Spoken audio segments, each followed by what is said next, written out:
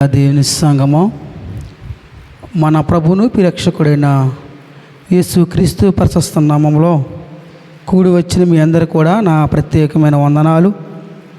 మిమ్మల్ని అందరినీ కూడా ప్రేమపూర్వకంగా ఈ యొక్క ఉదయకాల ఆరాధనలోకి ఆహ్వానిస్తూ ఉన్నాను. ప్రారంభ ప్రార్థన చేసుకుని ఆరాధన ప్రారంభించుకుందాము.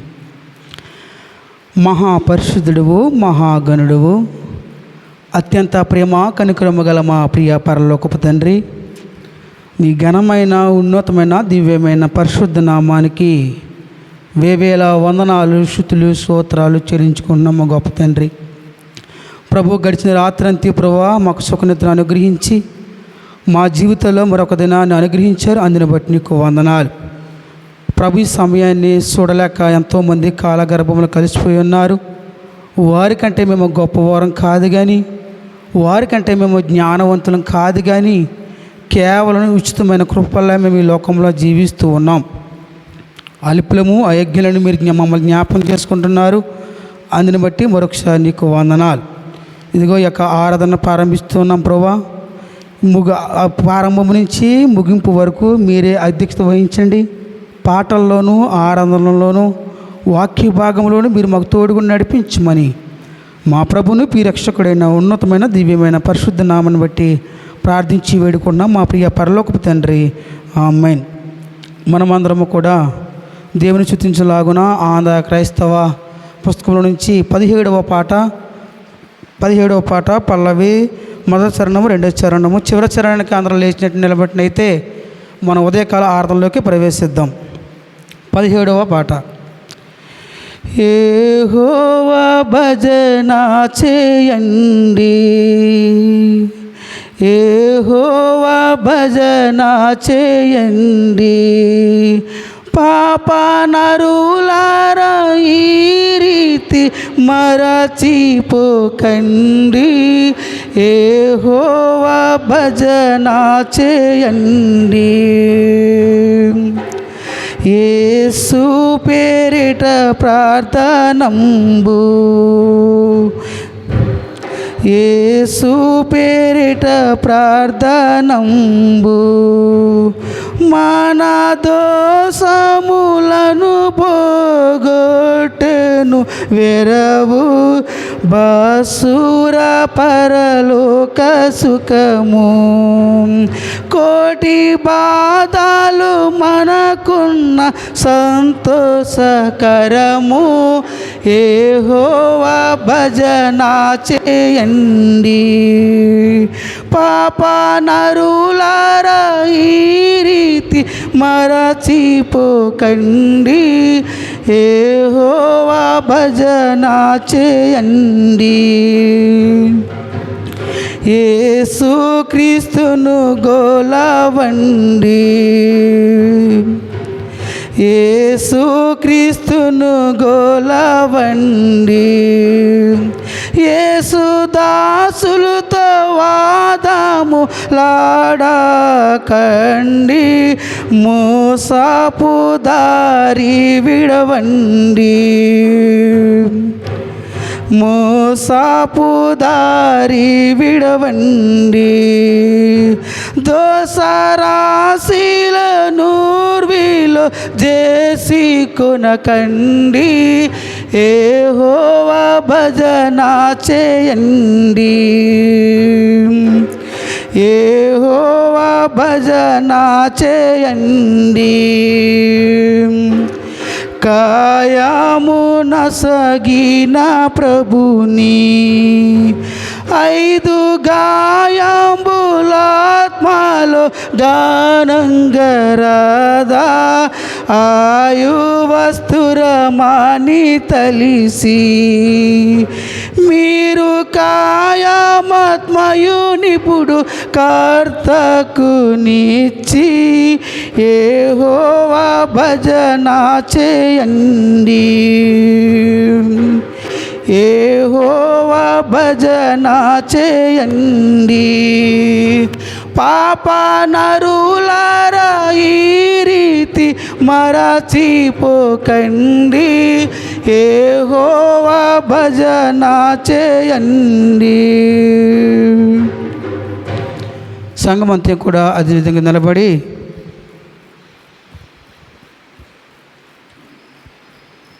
ఆంధ్ర క్రైస్తవ తెలుగు పుస్తకం నుంచి ఏఎల్సి ఉదయ ఆరాధన క్రమను మనం అందరం కూడా ప్రారంభించుకుందాము.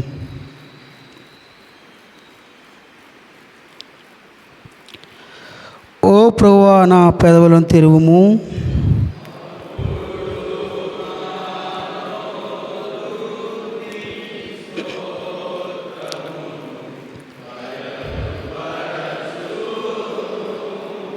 ఓ దేవా నన్ను విడిపించుటకు త్వరగా రమ్ము.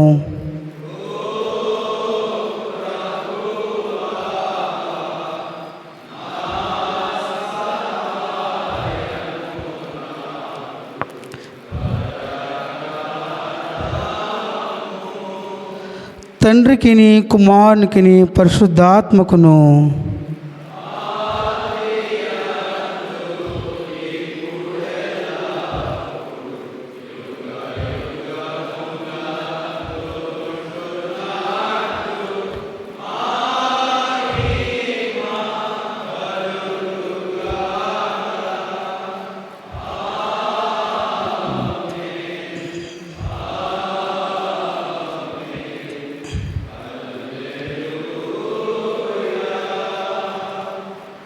రండి యెహోవాకు నమస్కారం చేయుదుము.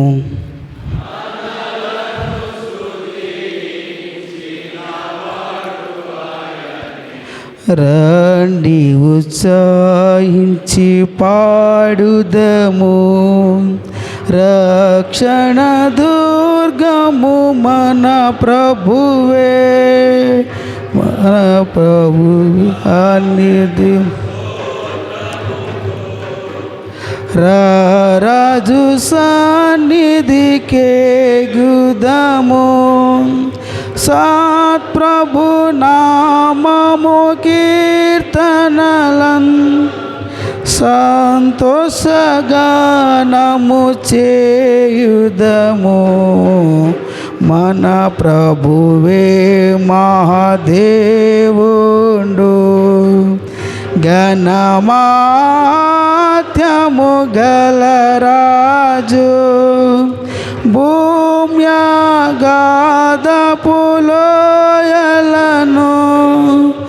భూధర శిఖరములాయనవే, సముద్రము సృష్టించి నాయనదే, సచ్చుని హస్తమే భువి చేసేన్, ఆయన దైవము పాలితులం, ఆయన మేపెడి గొర్రెలము. ఆ ప్రభు సన్నిధి మోకరించి ఆయన ముందర బ్రొక్కుదము, ఆయన మాటలు గైకొనిన నైనవి మనకెంతో మేలగును. తండ్రి కుమార శుద్ధాత్మకును దగు స్తుతి మహిమలు కల్గున, ఆదిని ఇప్పుడు నేలప్పుడు ఈనట్లు యుగములు నానుగక. తండ్రి కుమార శుద్ధాత్మకును దగు స్తుతి మహిమలు కల్గునామే. రండి యెహోవాకు నమస్కారం చేయుదుము.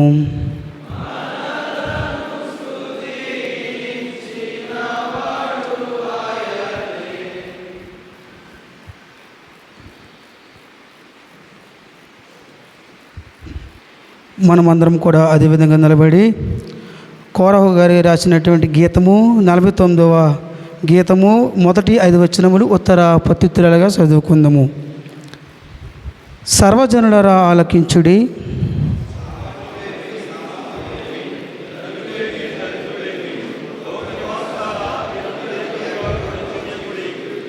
నా నోరు విజ్ఞాన విషయములను పలుకును, నా హృదయ జ్ఞానము పూర్ణ వివేకమును గూర్చినదై ఉండును.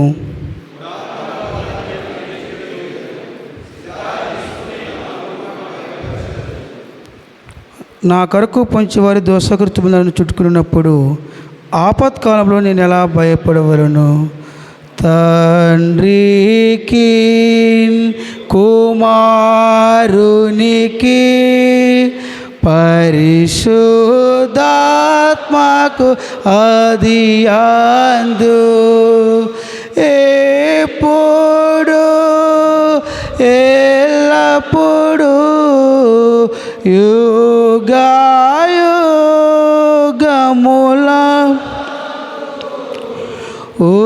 ఉండునట్లు మహిమా కలుగును గాక.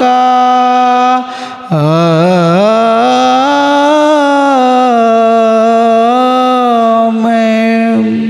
దయతో సంగమంతా కూర్చునండి.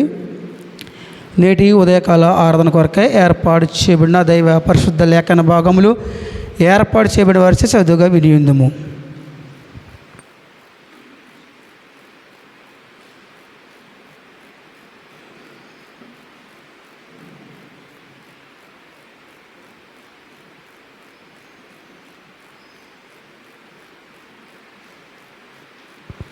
For this morning devotion, the scripture portion is taken from the book of 1 Chronicles, chapter 28, verses from 11 to 13. The book of 1 Chronicles, chapter 28, beginning to read at verse 11. Then David gave his son Solomon the plan of the vestibule of the temple, and of its houses, its treasuries, its upper rooms, and in its chambers, and of the room for the mercy seat, and the plan of all that he had in mind for the courts of the house of the Lord, all the surrounding chambers, the treasuries of the house of God, and the treasuries for dedicated gifts for the divisions of the priests and of the Levites, and all the work of the service in the house of the Lord, for all the vessels for the service in the house of the Lord. Here ends the reading.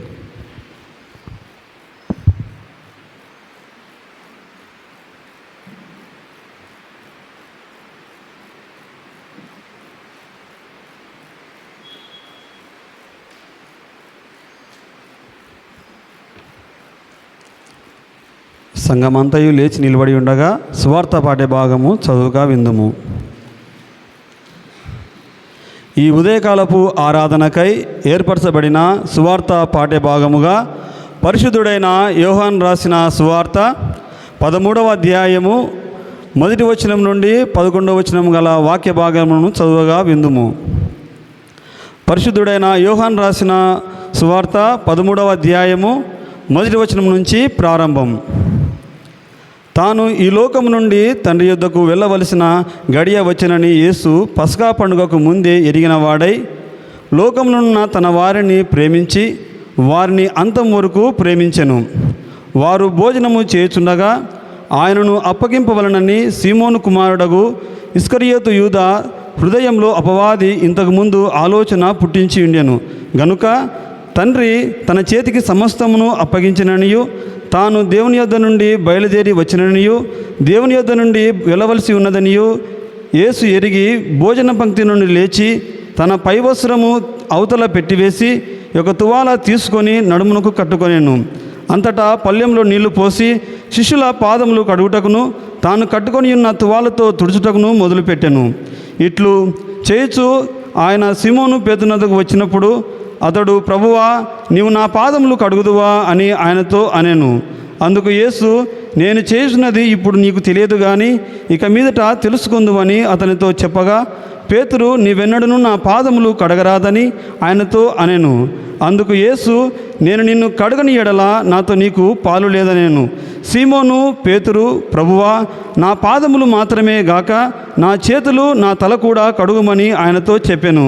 యేసు అతనిని చూచి, స్నానం చేసినవాడు పాదములు తప్ప మరేమియూ కడుగుకొననక్కరలేదు, అతడు కేవలము పవిత్రుడయ్యను.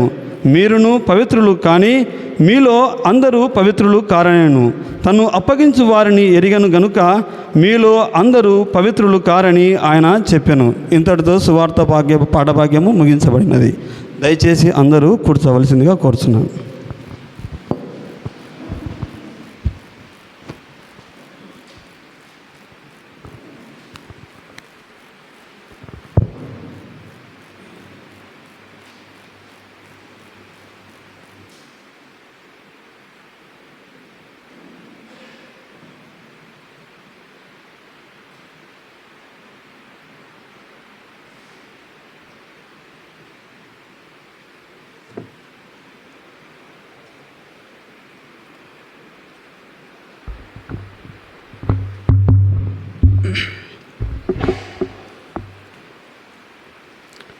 పరిశుద్ధుడైన యోహాను రాసిన సువార్త 13వ అధ్యాయము 5వ వచనం ఒకసారి చదువుగా విందుము.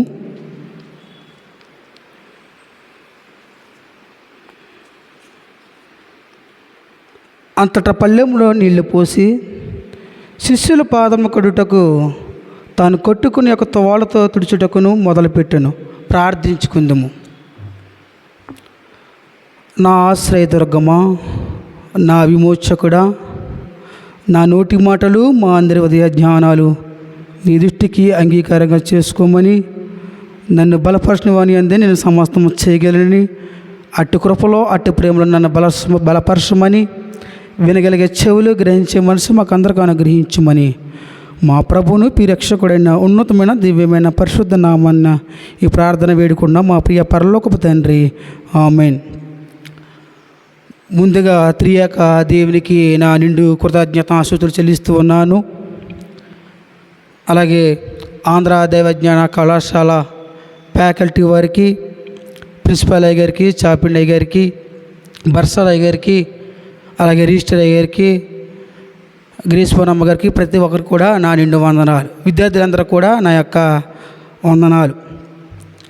ప్రభునందు ప్రియ దేవుని సంగమా, మరి తల్లి గర్భం నుంచి నేటి దినం వరకు సజీవ లెక్కలో ఉంచి నన్ను నిత్యము నడిపిస్తున్నటువంటి త్రియేక దేవునికి మరొకసారి నా నిండు వందనాలు తెలియజేస్తూ ఉన్నాను. అలాగే నన్ను కని పెంచి నిత్యము నాకు తోడు నేడుగా ఉన్నటువంటి నా తండ్రికి కూడా నా ప్రత్యేకమైన వందనాలు. అలాగే వేదాంత విద్యా కళాశాలకు నన్ను ప్రోత్సహించి నన్ను పంపించినటువంటి ఈస్ట్ గోదావరి నాయకులు సిహెచ్ జాన్ మారికల్లయ్య గారికి, అలాగే నా ఆత్మీయులైనటువంటి సుశీలమ్మ గారికి కూడా నా ప్రత్యేకమైన వందనాలు. మరి నా కోసం తన ఉద్యోగాన్ని విడిచిపెట్టి కానిస్టేబుల్ జాబుని వదిలిపెట్టి నా కోసం, నా కుటుంబం కోసం కష్టపడుతున్నటువంటి నా భార్యకి కూడా సభాముఖంగా కూడా ప్రత్యేకమైన వందనాలు తెలియజేస్తూ ఉన్నాను. అలాగే మరి గడిచిన దినాల్లో మరి నా మేనకొండలో ప్రభు యందు నిద్రించి ఉన్నది. మరి నా మేనగోడలు చాలా ఆధ్యాత్మికమైనటువంటి భక్తితో కూడినటువంటి భక్తురాలు బిడ్డ. మరి ఆంధ్ర క్రైస్తవ కీర్తన పుస్తకంలో సగం పాటలు పాడేటువంటి బిడ్డ. అయితే నాకు కనీసం ఒక 15 పాటలు నేర్పించింది. ఆ బిడ్డ యొక్క ఆత్మకు శాంతి కలగాలని మీరందరూ కూడా ప్రార్థన చేయండి. తల్లిదండ్రులు ఆదరణ కొరకు కూడా మీరందరూ కూడా ప్రార్థన చేయవలసిందిగా మిమ్మల్ని కూడా ప్రభు పక్షముగా మిమ్మల్ని కూడా వేడుకుంటున్నాను. ప్రభు నందు ప్రియ దేవుని సంగమా, చదవబడి ఉన్నటువంటి లేఖన భాగం మనం ఒకసారి గమనించినట్లయితే దినవృత్తాంతాలు మొదటి గ్రంథము 28వ అధ్యాయము 1 నుంచి 27 గల లేఖ భాగం చదువుగా విని ఉన్నాము. పరిశుద్ధుడైన యోహాను సువార్త 13వ అధ్యాయము 11 నుంచి 11 గల లేఖన భాగం చదువుగా విన్నాం. అయితే కొత్త నిబంధన పాఠ్య భాగంగా యోహాను రాసిన సువార్త 13వ అధ్యాయము 1 నుంచి 11 గల వాక్య భాగాలు అక్కడ జ్ఞాపం చేసుకుంటే అక్కడ ప్రధాన అంశం ఏమని మనకు కనబడుతుందంటే యేసు క్రీస్తు పౌలు వారు శిష్యుల పాదాలు కడుగుట. నేను చాలాసార్లు ఆలోచించాను, పరిశుద్ధాత్మ ప్రేరేపణ చేత ఇది నాది కాదు కానీ టైటిల్ దేవుని యొక్క పరిశుద్ధాత్మ సహాయం ద్వారా ఏర్పాటు చేసుకున్న దైవ లేఖన భాగం ద్వారా ఏర్పాటు చేసుకున్న అంశము శిష్యులు పాదాలు కడుగుట. ప్రభునందు ప్రియ దేవుని సంగమా, యేసుక్రీస్తు ప్రభుల వారు ఈ లోకంలోనికి వచ్చినప్పటి నుంచి కూడా ఆయన దేవుని కుమారుడు అయిండు కూడా సాక్షాత్తు దేవునితో సమానంగా ఉండు కూడా పరలోక రాజ్యములో దేవునితో నిత్యము కోటాను కోట్ల భక్తులతో కోటాను కోట్ల దేవదూతలతో పరిశుద్ధుడు పరిశుద్ధుడు పరిశుద్ధుడు నిత్యము కూడా ప్రతి గానములతో స్తుతిస్తున్నటువంటి యేసుక్రీస్తు ప్రభుల వారు శిష్యులు పాదాలు ఎందుకు కడిగారు? అసలు కడగడానికి గల కారణాలు ఏమిటి? మనం ఒకసారి పరిశీలన చేసినట్లయితే అసలు పాదాలు ఎవరు కడుగుతారు? ఆ యోధా మత సాంప్రదాయం ప్రకారంగా పాదాల కడగడం అనేది అది హేయమైన చర్య. అది ఎవరు కడుగుతారంటే యోధా మత సాంప్రదాయం ప్రకారంగా యూదులు ఎవరైనా బంధువులు వచ్చి ఇంటికి వస్తే వారు పాదాలు ఎవరు కడుగుతారంటే వారి ఇంట్లో ఉన్న పాలేరు వారు పాదాలు కడుగుతారు. ఆ ఇంట్లో యజమానులు కూడా ఎవరు కూడా పాదాలు కడగరట. ఆ వచ్చిన ఒకసారి చూద్దాం. సమూయేలు మొదటి గ్రంథము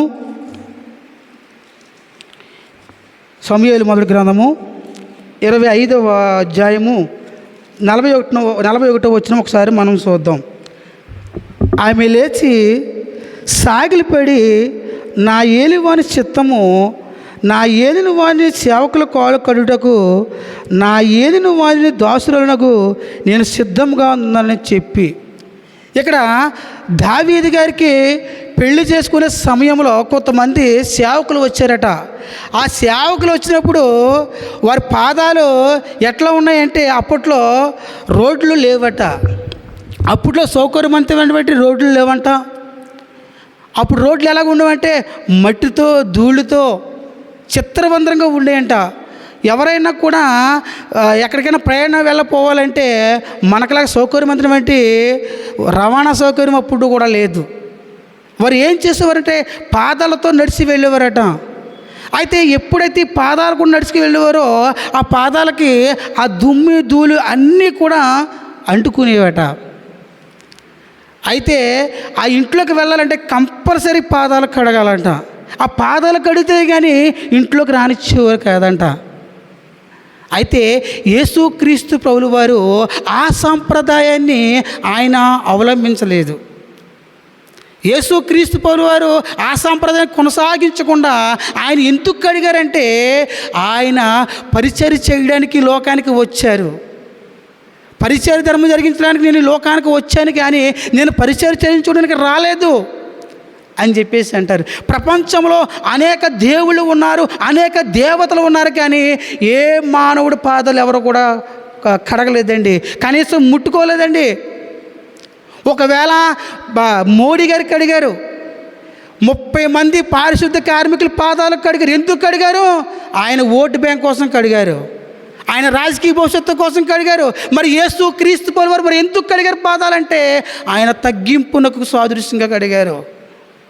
నిన్ను నన్ను పరమునకు చేర్చడం కోసం కడిగారు ఆయన ఆ పాదాలు. ఆ పాదాలు కడగడం వల్ల ఆయనకి ఏమిటాయంటే ఆయనకి ఏమీ ఉండదు. ఎందుకంటే ఆయన మనం నిర్మించాడు కాబట్టి. చూడుము నేను అరచేతిలో చెక్కుకున్నాను కాబట్టి, నువ్వు నా సొత్తు అన్నాడు కాబట్టి ఆయన మన పాదాలు కడిగారు. ఈ లోకంలో దేవతలు ఉన్నారు, కోటాన కోట్లు ముక్కోటి దేవతలు దేవుళ్ళు ఉన్నారు, కానీ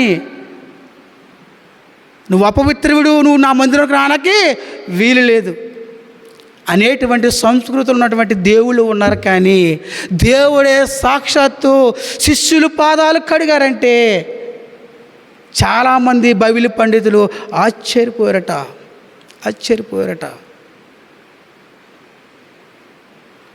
నేను మొదటగా ఏర్పాటు చేసుకున్న మొదటి ఉపాంశంగా మనం చూసుకుంటే ఆర్డెంట్ లవ్, తీవ్రమైన ప్రేమ. యోహాను సువార్త 13వ వచనం ప్రకారంగా మనం చూసుకుంటే దేవుడు వారిని అంతముగా ప్రేమించి, అంటే అంతము వరకు ప్రేమించాను. ఎందుకు యేసుక్రీస్తు వారు అంతగా ప్రేమించారు? యేసుతో కలిసి తిరిగారు, యేసుతో కలిసి నడిచారు, యేసుతో పడుకున్నారు, యేసుతో కలిసి సహవాసం చేశారు, యేసుతో కలిసి తిన్నారు, తిరిగారు. ఎప్పుడైతే యేసుక్రీస్తు ప్రభుల వారు ఆయన సమయం అయిపోతుంది, దేవుని దగ్గరికి వెళ్ళాలి, శిలువ కార్యం జరిగించాలి. పస్కా పండగ ముందే వారిని ప్రేమించారు కాబట్టి శిష్యులు ఇంక నాతో ఉండరు, వీరిని ఇంక చూడలేను, మరలా నేను ఎప్పుడు చూస్తానంటే నేను రెండవ రాకలను చూస్తానని చెప్పేసి యేసు క్రీస్తు ప్రభువుల వారు వారిని అమితంగా ప్రేమించారు. దాని గ్రీకులో అగాపే ప్రేమ. అగాపే అనగా అవధలేని ప్రేమ, అంతం లేని ప్రేమ. ఆ ప్రేమకు అవధలు లేవండి, ఆ ప్రేమకు అంతము లేవండి. అగాపే ప్రేమ. ఆయన శిష్యులను అంతగా ప్రేమించారు. ఒకానొక పండితుడు అంటాడు, సారెస్ స్పర్జన్ ఇలా అన్నాడు, యేసుక్రీస్తు తన శిష్యులు అందరిని ప్రేమించడం అన్నదే సుస్పష్టం, అందుకే వారి పాదములు కడిగారు. ఆ రోజు తనను అప్పగించబో ఇస్కరియోతు పాదాలు కూడా కడిగారు. దిట్ ఈజ్ లవ్. ఆ ప్రేమ సాక్షాత్తు మన ఎదుగుండా శత్రువు మనకు కనపడితే మనం ఓర్చుకోలేమే. యేసుక్రీస్తు ప్రభువున్న రాత్రి అప్పగింపబోతున్న ఇస్కరియోతు యోధ, ఆయన్ని చూసి కూడా యోధా ఇటురా ఇక్కడ నిలబడని చెప్పేసి ఆయన పాదాలు కూడా కడిగారండి. ఎంత ప్రేమ, ఎంత ప్రేమ! ఎవరికి ఉంటుందండి ఇటువంటి ప్రేమ? అలాగే మనం రెండవ ఉపంశంగా మనం చూసుకుంటే అబైడింగ్ హ్యూమానిటీ, తిరిగి లేని తగ్గింపు. యేసుక్రీస్తు ప్రభువు వారు తన పై వస్త్రాన్ని తీసివేసి పై వస్త్రాన్ని యూదులకి ఏంటో తెలుసండి, పై వస్త్రాన్ని తీసివేస్తే వారి పరపతి పోతుంది, వారికి హోదా కోల్పోతారు, వారికి ఉన్నటువంటి గుర్తింపు కోల్పోతారు. పై వస్త్రాన్ని తీసివేయడమే కాకుండా మరలా నడుము కట్టుకుని,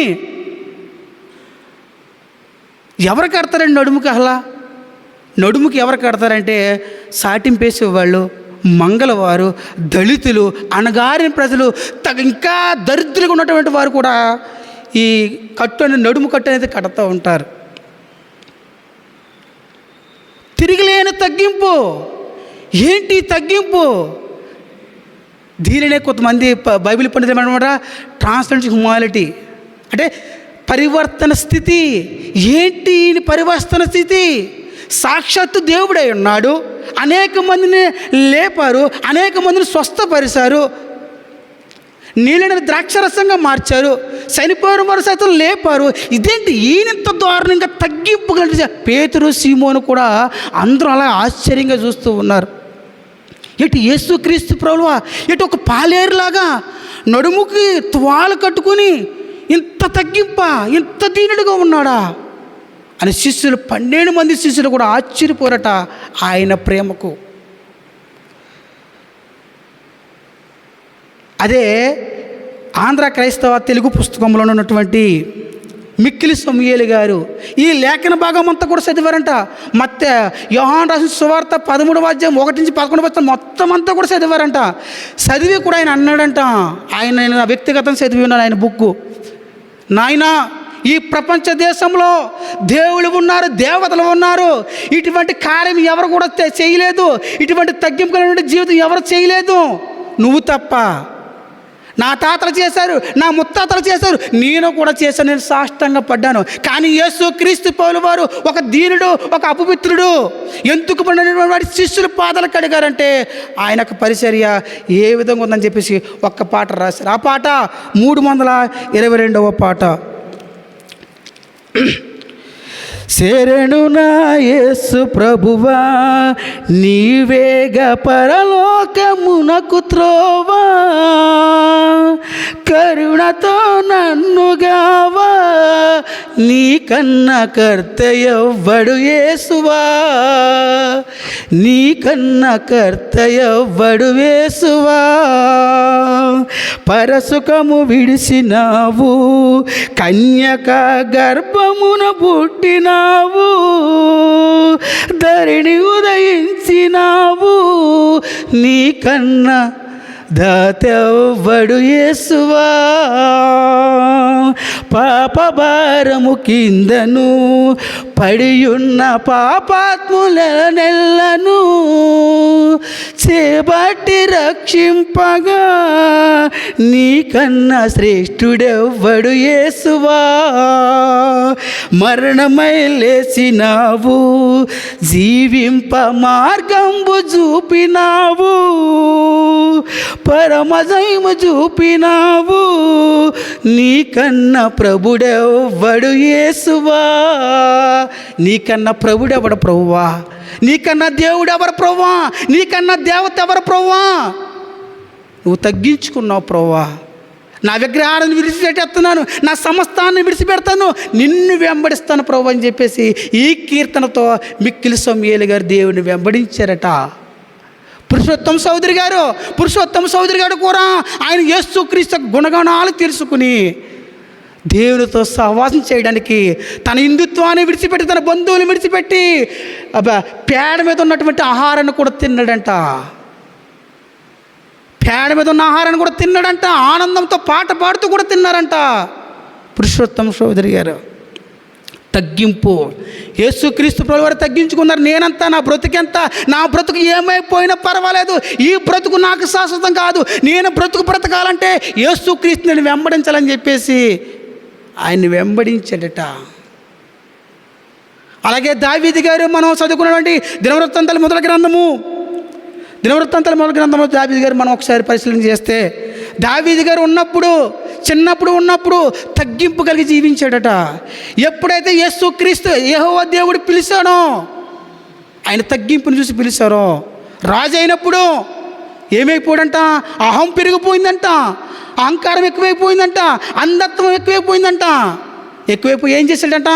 తన స్వార్థం కోసం, తన విశాలమైనటువంటి జీవితం కోసం ఏం చేశాడట? ఆ నాయకుడైనటువంటి యూరియాని చంపించేశాడట. అయితే తన ప్రవక్తను యెహోవా దేవుడు పంపించాడు. అయ్యా ప్రవక్తను వెళ్ళి దావీదు కళ్ళు తెరిపించు అనగానే ఇట్లాగే సబందరం ముందు కూడా తన ప్రవక్త అన్నాడట, అయ్యా దావీదు, నువ్వు తప్పు చేశావు, నువ్వు యూరియాని అన్యాయంగా చంపించేశావు, బెత్షెబాను అన్యాయంగా నువ్వు అక్రమంగా నువ్వు ఆక్రమించుకున్నావు, తప్పది అనగానే దావీదు వెంటనే తన కిరీటాన్ని పక్కన పెట్టి సభ అందరి ముందు కూడా మోకాళ్ళు ఊని బూడిదలకు వచ్చి బూడిద జల్లుకుంటూ ప్రభువా నన్ను క్షమించుమా ప్రభువా అన్నాడట. నన్ను క్షమించుమా ప్రభువా, నేను పాపిని ప్రభువా అని చెప్పేసి అడిగాడంట. అందరి ముందు పాపాన్ని ఒప్పుకున్నాడు కాబట్టి మరలా నాతన భక్తి అన్నాడ, అయా నాతన ప్రవక్త నీ ప్రాణం తప్పించబడింది, దేవుడు నీ మీద కనికరం చూపించాడు, ఎందుకంటే నువ్వు అందరి మధ్య కూడా నువ్వు పాపాన్ని ఒప్పుకున్నావు. అయితే నువ్వు నేనైతే కూడా మన పాపాన్ని కప్పేసుకుంటున్నాం, మన పాపాలు మనం కప్పేసుకుంటున్నాం. దావీదు అందరి ముందు కూడా తన పాపాన్ని ఒప్పుకున్నాడు. ఆంధ్ర క్రైస్తవ దైవజ్ఞాన కళాశాల ఉంటున్న నువ్వు నేను కూడా తగ్గింపు కలిగిన పరిచర్య నేర్చుకుందాం. గురువులు బోధిస్తున్నటువంటి బోధన మనం అంగీకరిద్దాం, గురువులకు మనం సాష్టాంగ పడదాం, గురువులు చెప్పే బోధన మనం తృణీకరించవద్దు. ఇక్కడే మనం తగ్గించుకుంటే రేపు వద్దు నీ సేవకు తిరిగేలేదు. నువ్వు కూడా ఒక కనీసం ఒక పదార్థాలను కూడా నువ్వు పట్టగలుగుతావు. తగ్గుకు లేకుండా ఎవడో కూడా దేవునికి పాత్రికాడు. ప్రభు నందు ప్రియ దేవుని సంగమా, వాక్యం వింటున్నావు నువ్వు నేను కూడా తగ్గింపు లాంటి జీవితం జీవించాలని అట్టి కృప, అట్టి విధేయత ఆ పరిశుద్ధాత్మ దేవుడు మనందరికీ సహాయం చేసి ముందుకు నడిపించునుగాక. ఆమేన్.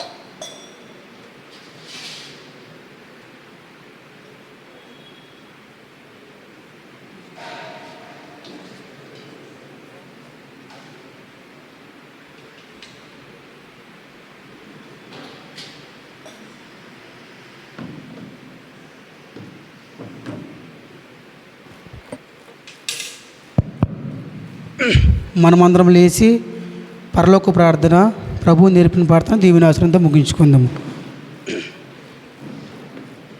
పరిశుద్ధుడా, ప్రేమస్వరూపి, నీ పరిశుద్ధ నామానికి వందనాలు. అయా, పరమును వీడి మా కోసం తండ్రి ప్రభా ఈ భూలోకానికి వచ్చి నీ యొక్క పరిచర్య, నీ తగ్గింపు విధానం మాకు చూపించి ఉన్నారు. అయా, మేము ఈ లోకంలో తగ్గించుకుని ఎలా జీవించాలో మీరు మాకు నేర్పించండి. అయా, మా ప్రపంచ దేశాల కొరకు మేము ప్రార్థన చేస్తూ ఉన్నాం. రష్యా కొరకు, ఉక్రెయిన్ కొరకు, అలాగే కేరళ కొరకు, కలకత్తా జరిగినటువంటి ఆ యొక్క రేపు ఈ విషయం కొరకు మేము ప్రార్థన చేస్తూ ఉన్నాం. అలాగే మా తెలుగు రాష్ట్రాల్లో ప్రభునైనా మంకీ క్యాప్స్ నా తండ్రి ప్రభునైనా పాక్స్ అనేది విపరీతంగా పెరుగుతూ ఉన్నది. నా తండ్రి, వాటన్నిటిని కూడా మీరు జ్ఞాపం చేసుకున్నాయా, నీకు వందనాలు.